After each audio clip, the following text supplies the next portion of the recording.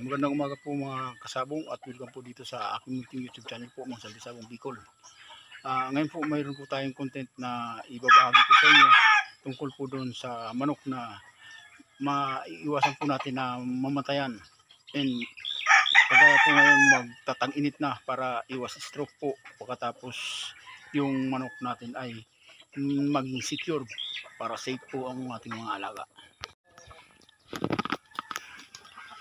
Ngayon po bali summer, magsa-summer na po. Talagang sobrang init ngayon para hindi po tayo mamatayan ng manok or hindi po mabawasan yung manok natin dahil lang sa kapabayaan natin or sa pagiging hindi natin mabigay yung kanilang safety para sa kanilang buhay. Kailangan po natin i-check or i-monitor po natin para maging safe naman po sila. Ayan po, tingnan po natin kung alin po dito yung isa sa mga rason kung bakit namamatay yung manok natin dahil sa init. Ito po ay maiiwasan natin dahil sa atin naman po na pagmumonitor, kailangan ma-check po natin.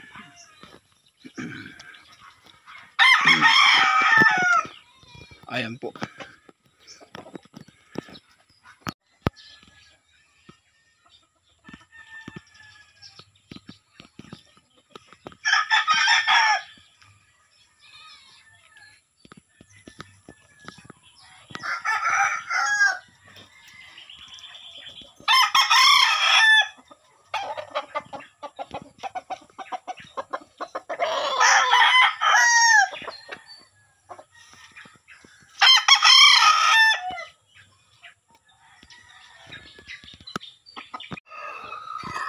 Ito po bali kung mayroon po tayong mga ganito sa malapit sa TP po natin, kailangan alisin natin to.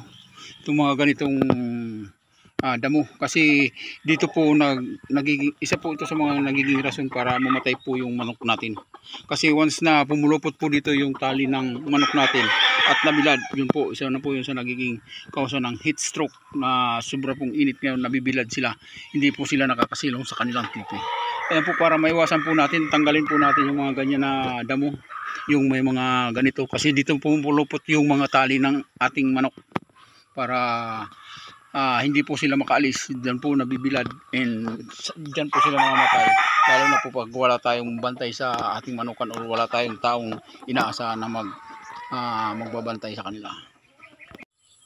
Yun po, bali maraming salamat po sa inyong panonood, and sana po nagkaroon naman po kayo ng idea kahit napaka-simpleng tips lang po, pero napaka-effective po yan sa ating mga manukan para maging secure po, maging safe po ang ating manok. Hanggang po sa muli, Mang Saldi po Sabong Bicol, at kung hindi pa po kayo nakapag-subscribe, pa-subscribe naman po, and maraming salamat po sa lahat na sumusuporta dito sa aking munting YouTube channel po, Mang Saldi Sabong Bicol. Hanggang po sa muli, maraming salamat po.